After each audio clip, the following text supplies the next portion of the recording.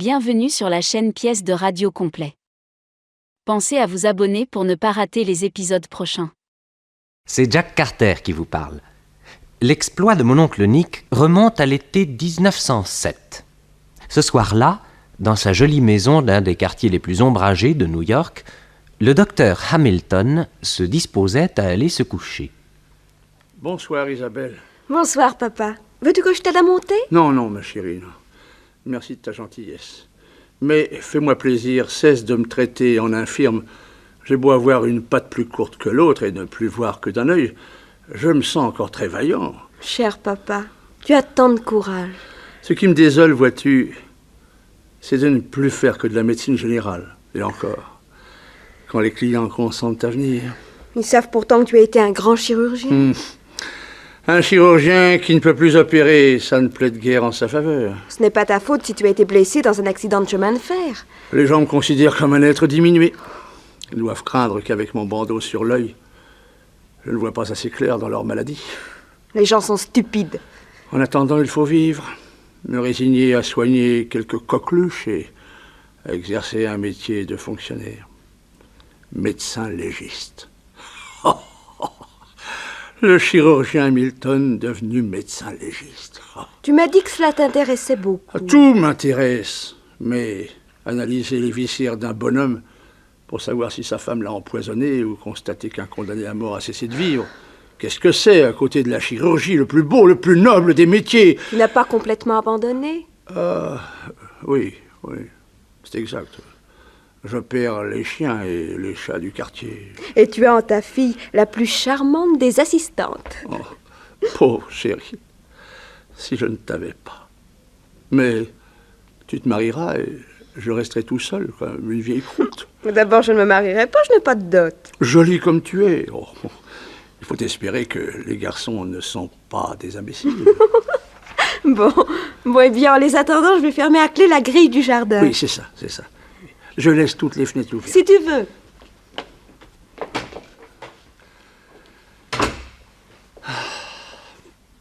Ah, quelle chaleur. Tiens, le temps se couvre.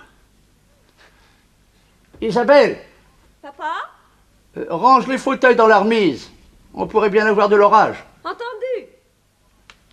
Mademoiselle, Qu'est-ce que c'est? le docteur Hamilton, s'il vous plaît. C'est ici? Je voudrais lui parler. C'est pour une urgence? Oui. Vous voulez m'ouvrir la grille? Voilà.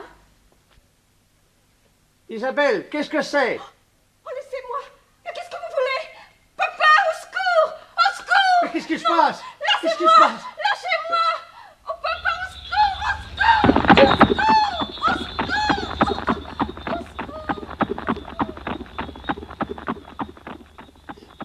Isabelle!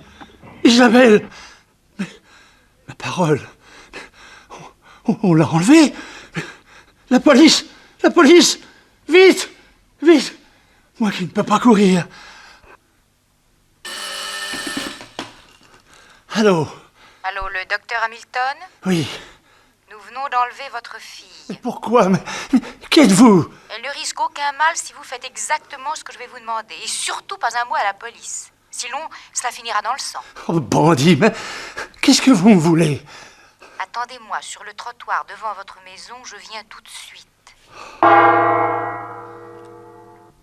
Le lendemain soir, à 6 heures, le gardien-chef Mitchell sortait, son travail terminé, de la prison des Toms. Il venait de revêtir son plus beau complet, agrémenté d'une cravate du plus parfait mauvais goût. Une très jolie femme l'attendait devant la porte. Soir, chérie. Bonsoir, mon amour. Je t'ai déjà demandé de ne pas m'attendre devant la prison. Oh, je suis toujours si impatiente de te voir. Je dis pas, mais je préfère te retrouver au drugstore de la 72e rue. Voyons, si mes gardiens nous voyaient. Ma vie privée ne regarde personne. Je te demande pardon, chérie. Allez, viens vite. Alors, ta femme et tes enfants sont partis en vacances? Oui, je suis libre comme l'air. Alors je reste avec toi toute la nuit. Pour commencer, on va faire un bon petit dîner, hein. Allez, où? T'as une préférence? Oh, j'ai toujours rêvé d'aller manger une goulash chez Micha dans la 42e rue. Oh, il y a des tziganes. Eh bien, va pour les tziganes. Hep, cocher, chez Micha, 42e rue.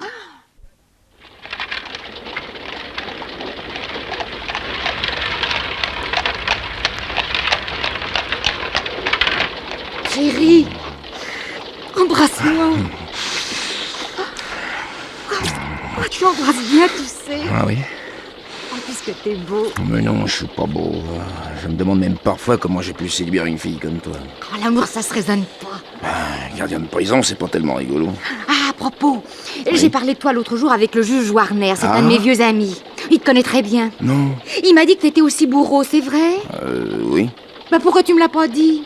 Tu crois qu'on peut s'en vanter? Mais chérie, des bourreaux, il en faut. Oh, dire que j'ai un amour qui tue les criminels. Oh, ce que c'est excitant. Oh, le petit frisson ajouté au grand. Oh, embrasse-moi. Tiens, on arrive. Oh, déjà?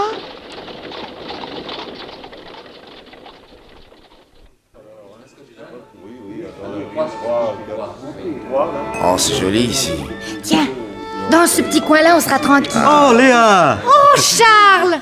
Virginia! Comment ça va? Très bien, et toi? Admirablement. Ah, que je vous présente Monsieur Mitchell, mes amis Charles et Virginia Harris. Vous venez souvent ici? Tu sais très bien qu'on habite à côté. Ah, mais oui, c'est vrai.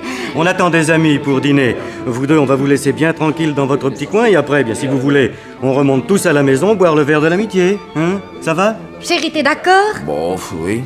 Alors, entendu, hein? Bon appétit et à tout à l'heure. À tout à l'heure. Bah quoi, t'en fais une tête? Oh, ces gens. Oh, mais t'inquiète pas, ils sont la discrétion même. Je tiens pas beaucoup à aller chez eux, moi je suis pas un mondain. Oh, écoute bien, au point de vue politique, Harris a le bras très long. Il est bien avec tous les ministres. Pour ton avancement, tu pourras lui demander ce que tu voudras. Ah, tu crois? La chance, tu sais. C'est la chance. Cette chance qu'on a au moins une fois dans sa vie, eh bien pour toi, c'est Harris. On va monter boire un verre avec eux et on s'en ira pas tard. Léa, ma chance surtout, c'est de t'avoir rencontré.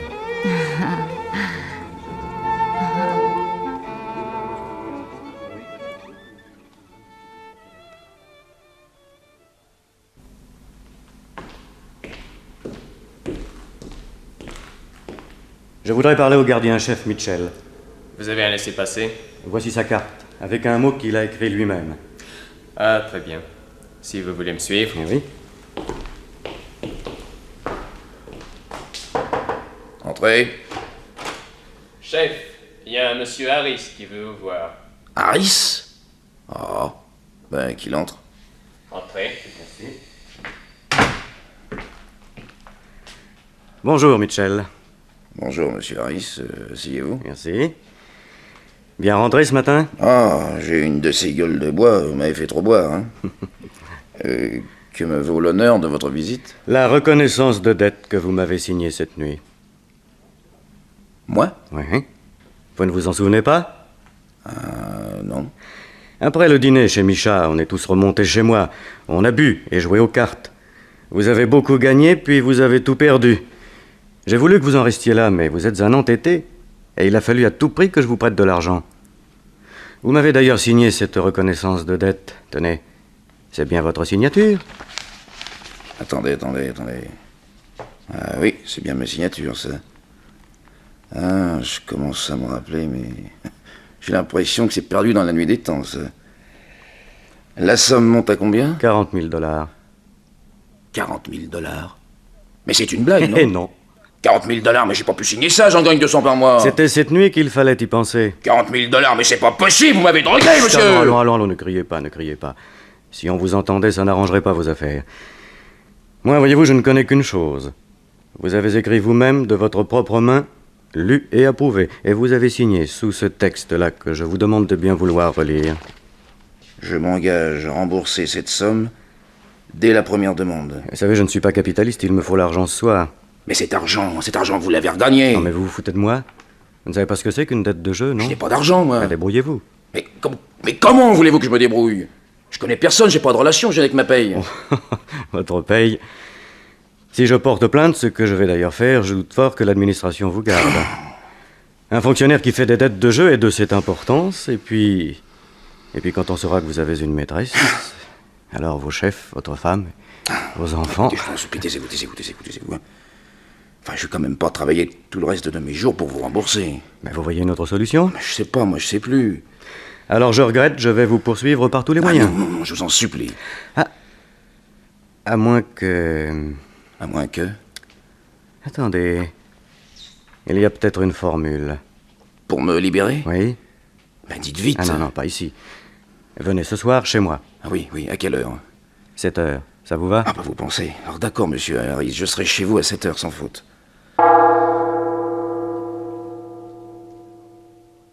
Le lendemain soir, Nick Carter attendait à dîner sa chère et tendre Ida. Ah, qu'est-ce qu'elle fabrique? Ah, la voilà. Bonsoir, chérie. Bonsoir, Jack. Bonsoir. Bonsoir, Patty. Bonsoir. Et donc, je commençais à m'inquiéter. Oh, excuse-moi, je suis allée prendre un verre chez la comtesse Dubrovska. Ah, bravo, tu donnes dans l'aristocratie russe maintenant? Non, pourquoi pas? Je l'ai interviewée pour le New York Herald le mois dernier. Elle donnait une vente de charité. Nous nous sommes découverts une multitude de points communs. Nous avons sympathisé tout de suite et depuis on se voit souvent. Ah, c'est une fille épatante et très belle, ce qui ne gâte rien. Eh bien, il faudra me présenter. Ah, pour que tu tombes amoureux d'elle? Ah bah merci bien. Oh, bon. Un petit whisky? Après la vodka, tu crois que c'est à niquer? Ah, bah ça, tu le verras bien. Ah bah écoute, je suis pas curieuse. Je préfère continuer à la vodka. Et une vodka pour mademoiselle? Merci. Nick, tu sais la nouvelle? Non, quoi? C'est ce soir à 10h qu'on pend Aldo Vezzini. Ah, rien ne me fait plus plaisir. Le directeur de la prison des Tombes dirigera lui-même les réjouissances. Vezzini sera dans cette honorable centrale le 222e pendu. Je croyais que depuis l'année dernière, on n'employait plus que la chaise électrique. Oui, mais à Chicago, on pend. Vezzini a été arrêté et jugé à New York. Mais tous ces crimes ayant été commis à Chicago, il finira ses jours comme il les aurait finis là-bas, au bout d'une corde. Vezzini, mais dites donc, c'était quelqu'un, ça? Et le plus grand criminel des États-Unis. Et le plus intelligent. Ah, ça oui. Il avait mis au point une organisation extraordinaire, avec des collaborateurs de premier ordre. Et pendant 7 ans, il a pratiqué l'assassinat, le vol, le racket, le kidnapping et le chantage, sans qu'on ait jamais pu mettre la main dessus. Et chaque fois qu'un policier était sur le point de l'arrêter, il le descendait. Au procès, il a dû répondre de 23 assassinats. Oui, 23. Et c'est l'oncle Nick qui l'a arrêté. Quelle heure est-il? 9h. Eh bien, dans une demi-heure, l'ennemi public numéro 1 aura payé sa dette à la société.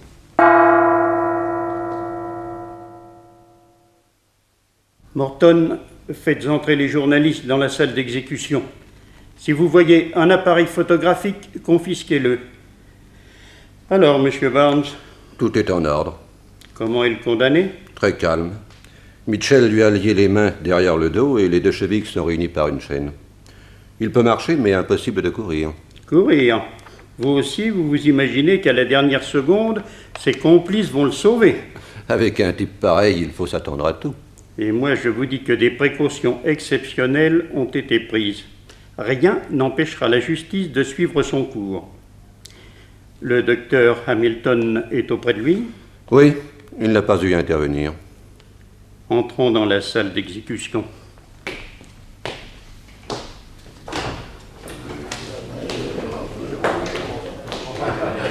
Messieurs les journalistes, inutile de vous recommander le plus grand silence. Un homme va mourir, respectons-le.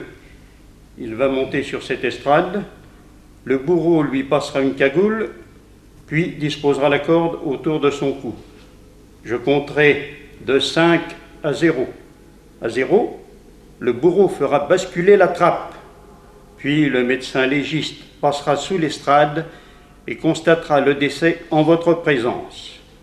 Après, vous voudrez bien vous retirer. 10 heures vont sonner. Barnes, ouvrez la double porte du couloir et donnez le signal.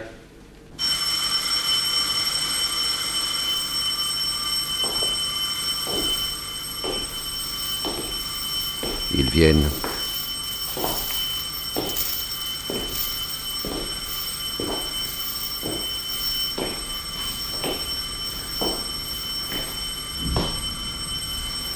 Livio Aldo Vezzini. Le 3 juin 1907, les jurés du tribunal criminel de New York vous ont condamné à mort. Désirez-vous exprimer une dernière volonté? Non. George Edward Mitchell, bourreau de la prison des Tombes. Je remets entre vos mains le condamné Livio Aldo Vezzini pour que justice soit faite. Aidez-le à gravir ses marches. Passez-lui la cagoule. Prêt? Prêt. 5, 4, 3, 2, 1, 0. Docteur Hamilton, médecin légiste, veuillez constater le décès du condamné.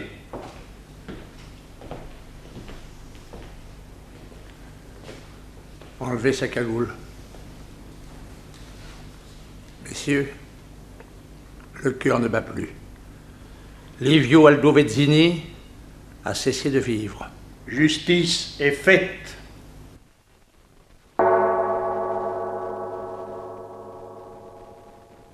Le bourreau coucha le corps dans un cercueil, il vissa le couvercle, et une demi-heure plus tard, un fourgon emmenait le supplicié à sa dernière demeure.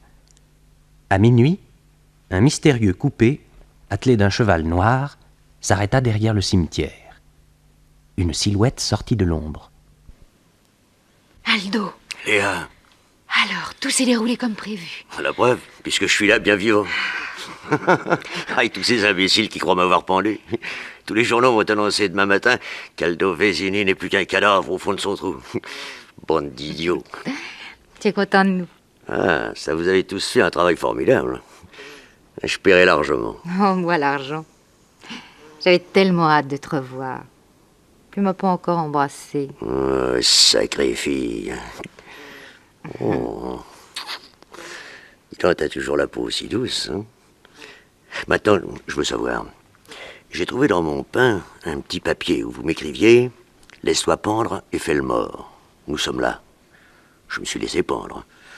Seule impression, d'ailleurs. Et puis j'ai fait le mort. Mais vous? Figure-toi que je me suis d'abord arrangée pour faire la connaissance de Mitchell, le bourreau. Et je suis devenue sa maîtresse. Toi? Léa? Oui. Moi avec un gars de la pénitentiaire. Fallait-il que je t'aime? Puis avec Harris, on lui a tendu un piège. On l'a fait jouer aux cartes, on l'a drogué. Et il a signé une reconnaissance de dette qui le ruinait jusqu'à la fin de ses jours.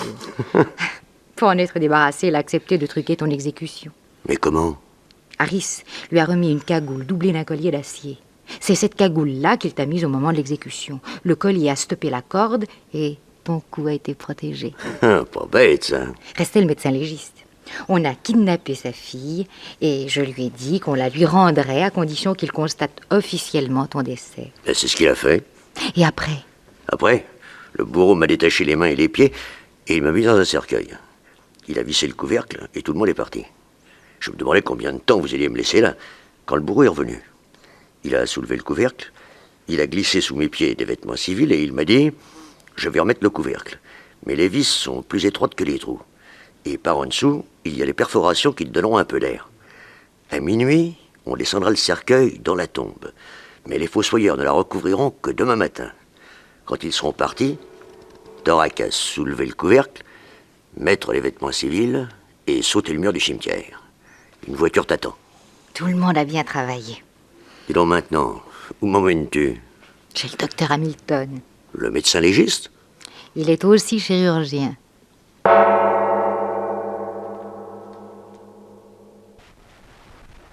Laissez-moi vous remercier, docteur. En constatant mon décès, vous m'avez sauvé la vie. Et vous avez fait de moi un misérable. Personne n'en saura rien. Et vous allez être si content de retrouver votre fille. À condition que le docteur respecte toutes nos conventions. Bien sûr. Au point où j'en suis, j'y ai autant d'intérêt que vous. Si vous étiez reconnu, je n'aurais plus qu'à me suicider. Grâce à votre habileté, docteur, personne ne me reconnaîtra. Bon, je suis seul pour opérer. Pourrez-vous m'aider, mademoiselle? Certainement, docteur. Vous allez m'endormir, docteur? Non, je vais vous insensibiliser par des piqûres. Veuillez dégager votre cou. Là, oui.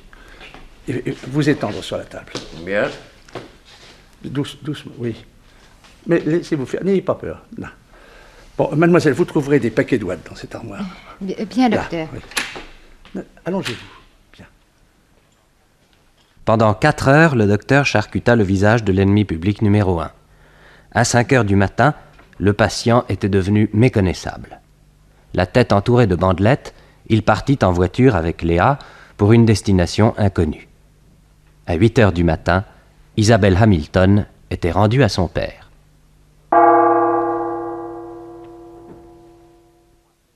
Deux mois plus tard, les plaies de Vezzini étaient cicatrisées. Lui-même ne se reconnaissait pas. Léa lui avait fait établir de faux papiers et au début de septembre, il se rendit chez Nick Carter. Il était 8 heures du soir. Asseyez-vous, monsieur. Merci, monsieur Carter. Je m'appelle William Brown. Si je vous ai demandé ce rendez-vous, c'est pour vous parler d'Aldo Vezzini. Aldo Vezzini? Oui. Et grâce à vous, il a été pendu. Il y a une justice. Maintenant, je vous apporte des renseignements au sujet du magot. Quel magot? Les sacs d'or qu'il a volés au cours du hold-up de la Banque fédérale. Vous savez où ils sont? Je sais dans quel coin, mais pas l'endroit exact. Jeudi après-midi, une certaine personne va les sortir de leur cachette. Il n'y a qu'à la suivre, l'observer et lui sauter dessus. Qui est cette personne?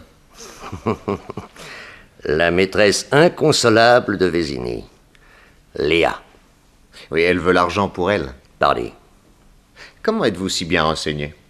Je vous apporte un tuyau de premier ordre. Quand vous aurez récupéré le fric, vous ne me chercherez pas d'embêtement. Vous avez ma parole. Bon. Alors, carte sur table. Mon frère Johnny était le lieutenant de Vezzini. Ils étaient ensemble quand ils ont planqué les sacs. Un soir qu'il était sous, il m'a dit que c'était près d'un étang, au milieu d'une propriété, à 45 km d'ici. Le nom de cette propriété? Excusez-moi, je ne peux pas vous le dire. Mais je peux vous y emmener. J'ai su par la confidente de Léa, qui est ma petite amie, que jeudi à 4 heures, elle emportera le magot. Si vous voulez, vous et moi, on va là-bas.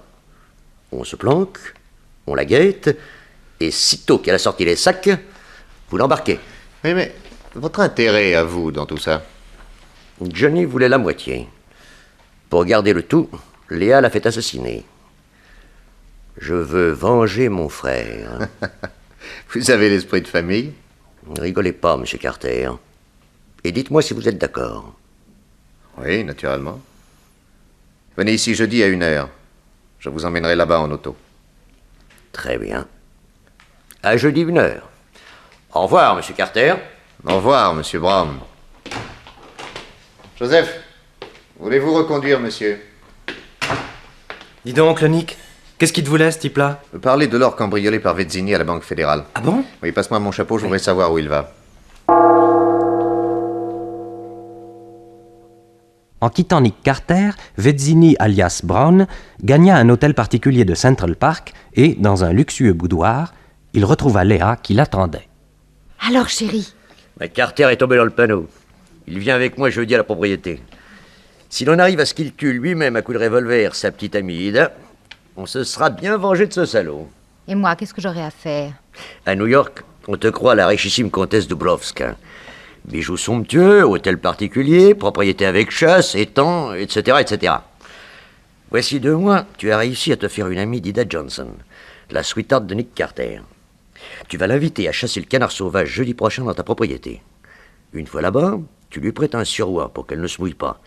Et vers 4 heures, à l'étang, Freddy et Bob surgissent et menacent de vous descendre si vous ne leur remettez pas vos bijoux. Ida n'en a pas. Mais toi, tu auras ton collier de perles et ton solitaire. Dans ces cas-là, quand on est deux, on prend la fuite sans explication. Tu cries à Ida de sauter dans une barque et de gagner l'autre rive. Et pendant que les copains te poursuivent, toi, Ida, affolée, obéit et s'éloigne à grands coups de rame. Ouais. À ce moment-là, je suis dans une autre barque avec Nick Carter. Et je lui dis, hé, voilà Léa qui fout le camp avec les sacs d'or. Nick lui crie de s'arrêter. Ida, qui nous prend pour les complices des autres bandits, continue à ramer. Alors je dis à Carter, tirez dessus, elle va nous échapper. Il tire et il la tue. Ah, évidemment, avec le surroi, il n'aura pas reconnu Ida. Surtout à distance. Et quand il s'apercevra de la réalité, je profiterai de son désarroi pour lui envoyer 2 balles dans la tête. Aldo Vezzini, tu es formidable. Le jeudi suivant, vêtue d'un surroi, Ida était au bord de l'étang avec la comtesse en train de guetter le gibier. À 4 heures, 2 hommes surgirent. Oh, les mains! Quoi? Les bijoux, on vous descend. Mais j'ai pas de bijoux! Ouais, on dit ça! Ida, à la barque! Vite! Vite, sauvez-vous. Et toi, là, t'as un beau collier, arrive par ici. Laissez-moi. Oh. Elle fout le corps, attrape-la, vite. Pendant que le trio disparaissait sous bois, Ida s'était précipitée dans la barque et ramait énergiquement. C'est à ce moment-là que Nick Carter et Brown l'aperçurent de leur barque cachée dans les roseaux. C'est Léa, monsieur Carter. Elle transporte les sacs. Arrêtez! Oh, si vous croyez qu'elle va vous obéir, tenez, regardez. Regardez ça, elle file encore plus vite. Arrêtez ou je tire! Oh, la parole nous canarde. Mais ripostez, monsieur Carter. Ripostez donc. Voilà! Aïe. Oh la garce! Cette fois, je ne vais pas la rater! Aïe, ça y est, vous l'avez touchée. Ah bah attention, attention, elle va basculer. Ça y est, la voilà, la flotte. Elle coule à pic. Bon bah essayons de la sauver. Ramez avec moi, vite! Oh, ça trop tard. Tenez, regardez. L'eau redevient calme. On va le laisser noyer. Bon mais approchons, les sacs doivent être dans la barque. Allez, encore quelques coups de rame et on va pouvoir l'attraper. Là, doucement. Doucement. Mais la barque est vide. Ah bah alors là, on n'est pas vernis. En tout cas, on a eu sa peau, hein, c'est déjà ça. Bon, il n'y a plus qu'à regagner la rive.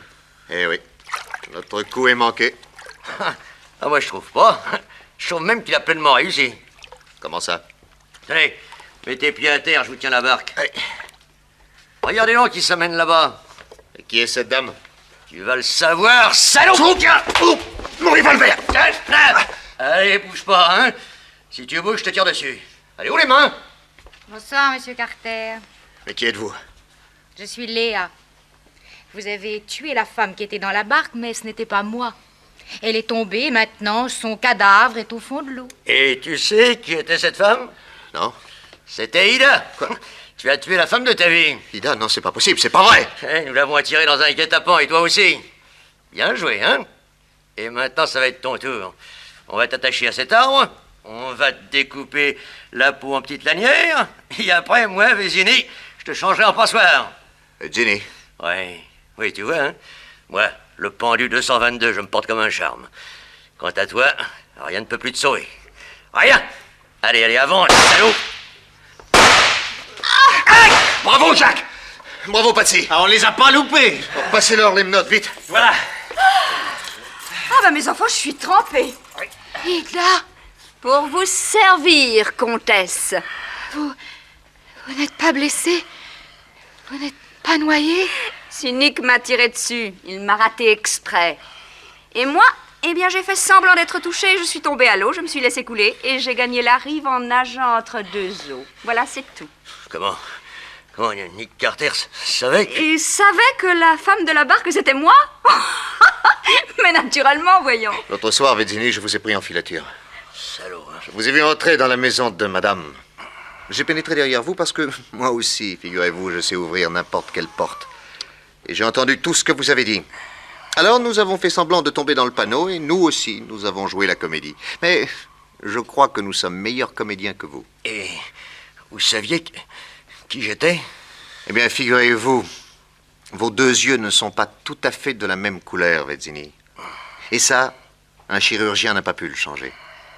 Quand vous êtes entré dans mon bureau, j'ai tout de suite reconnu votre regard. Mais alors pourquoi ne m'avez-vous pas arrêté ce soir-là? Ben, Aldo Vézini était mort officiellement. Le mieux était de m'assurer que je ne me trompais pas et de vous laisser commettre un nouveau délit. Voilà, c'est fait.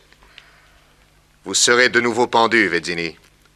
Et je vous jure que cette fois-là, ce sera bien la dernière.